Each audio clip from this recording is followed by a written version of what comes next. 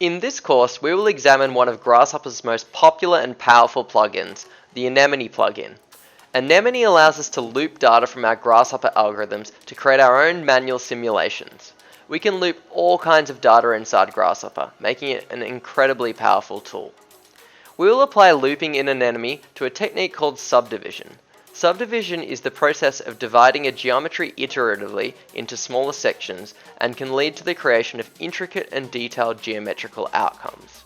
We will look at both curve and mesh subdivisions in this course. The course will culminate in a precedent study in which we recreate Michael Hansmeyer's Subdivided column project using the methods we have explored in the course. You can access all lessons and files associated with this course by signing up as a member at thedifferentdesign.com. Subdivision can be a complex technique to put in practice, so we will initially take a look at the fundamentals of subdivision with 2D curves.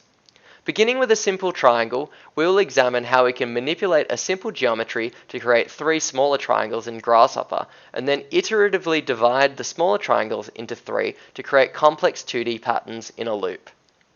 The Anemone plugin for Grasshopper can speed up our workflow, allowing us to create loops in our algorithm.